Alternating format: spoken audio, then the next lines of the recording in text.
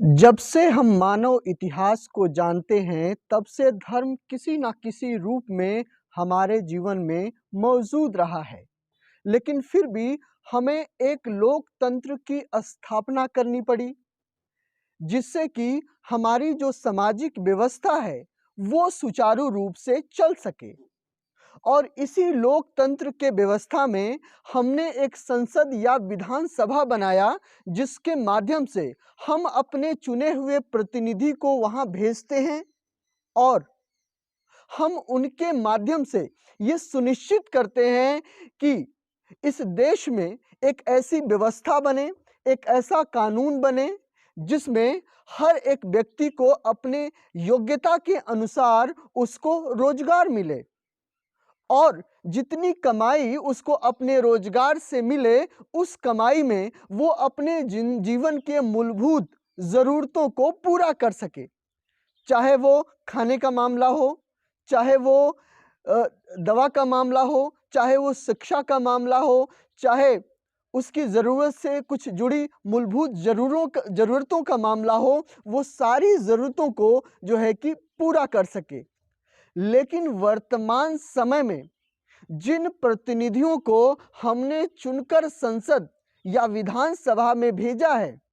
वो प्रतिनिधि आजकल पंडित और पुरोहित बनने में लगे हुए हैं।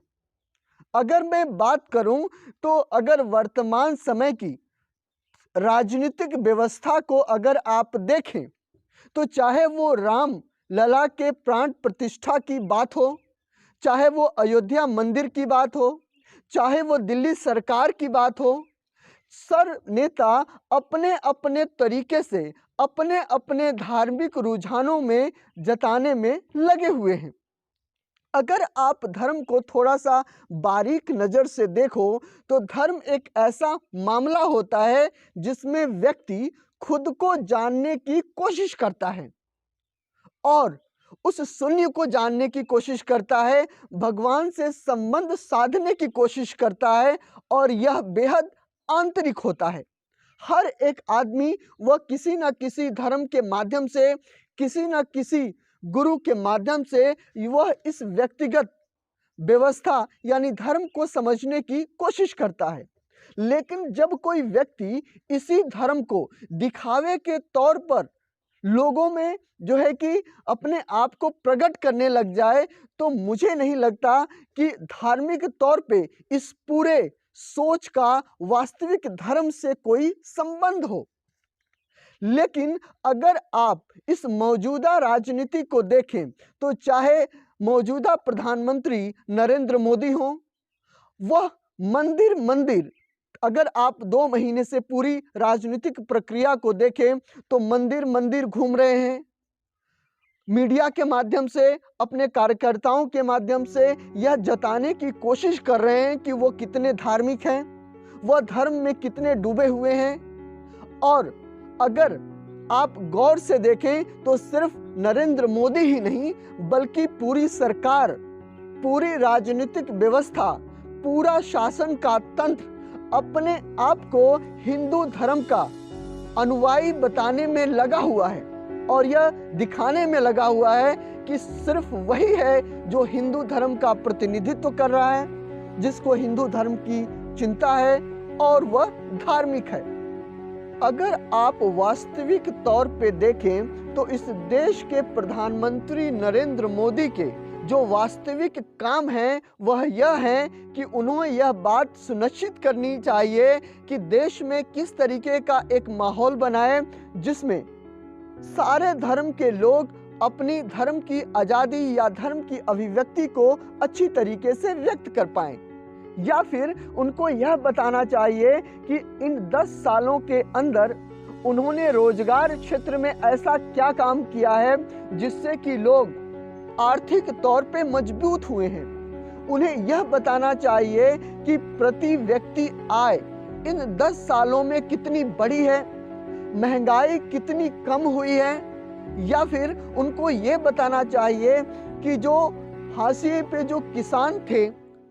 आखिर में किसानों की आय कितनी बढ़ी है, जो उनकी मांगे थी एमएसपी मैक्सिमम सेलिंग प्राइस की, वो उसको लेकर उनकी क्या योजना है, या फिर जितनी लागत किसान लगाते हैं क्या वो लागत किसानों को मिल पाती है कि नहीं। लेकिन वर्तमान समय के प्रधानमंत्री इन सारे सवालों से मुंह मोड़ते हुए आपको कुछ अलग ही करते नजर आएंगे। अगर आप सिर्फ नरेंद्र मोदी की ही बात नहीं, नई राजनीति का दावा करने वाले सत्ता में जो आई आम आदमी पार्टी और उसके जो नेता हैं अरविंद केजरीवाल, अगर आप उनको देखें तो कहीं ना कहीं वो पूरी पार्टी एक आंदोलन से निकल के आई और अपने आप को एक राजनीतिक तौर पे एक नई तरीके की राजनीति प्रस्तुत करने का जो है कि दावा किया। अगर आप वर्तमान समय के दिल्ली के मुख्यमंत्री और आम आदमी पार्टी के मुखिया अरविंद केजरीवाल को देखें तो कुछ सालों पहले ही वह एक नई तरीके की राजनीति करने के दावों के साथ वह सत्ता में आए। आते ही उन्होंने इतने क्रांतिकारी विचार रखे और कहीं ना कहीं धर्म की राजनीति करने वाले लोगों को कटघरे में खड़ा करने की कोशिश की। लेकिन मौजूदा राजनीतिक व्यवस्था में जब उनको लगा कि उनकी विरोधी पार्टी भारतीय जनता पार्टी धर्म के आधार पर चुनाव जीतने जा रही है या धर्म का माहौल बनाकर वह ज़्यादा से ज़्यादा लोगों को प्रभावित कर रही है, तो अपने सारे दावों से उलट वो भी पूरे दिल्ली के कॉन्स्टिट्यूंसी में सुंदर पाठ करवाने पे मजबूर हो गए और कहीं ना कहीं उसी तरीके की राजनीति में वो प्रवेश कर गए जो कि दूसरी पार्टियां जिस तरीके की राजनीति करती थी। और यही नहीं, अगर आप विपक्ष और कांग्रेस के सबसे बड़े नेता राहुल गांधी को देखें तो राहुल गांधी भी मंदिर मंदिर आपको भटकते भटकते नजर आएंगे और कभी वो बताने की ये कोशिश करेंगे कि वह किस जाति से हैं, किस गोत्र से हैं, जनेऊ पहनते हैं कि नहीं पहनते हैं। ये सारी प्रक्रियाएं आज की राजनीतिक व्यवस्था में चल रही हैं और यह सारी जो कोशिशें हैं कहीं ना कहीं 2024 के इलेक्शन को लेकर हैं और आने वाले चुनाव में ज़्यादा से ज़्यादा जो है कि राजनीतिक प्रतिनिधित्व करने का है। तो आने वाले मौजूदा समय में अब यह देखना है कि 2024 के इलेक्शन में इस देश की जनता इस धार्मिक तौर पे पाखंड का प्रदर्शन करने वाले इन नेताओं को क्या सबक सिखाती है। क्या वह इस बात में सहमति जताती है कि जो आज के नेता कर रहे हैं वही सही है, या फिर उन नेताओं को सबक सिखाती है जो वास्तविक तौर पे अपने जो वास्तविक काम हैं उससे मुकर चुके हैं या उसको भुला चुके हैं। तो आज के प्रोग्राम में बस इतना ही। नमस्कार, जय हिंद।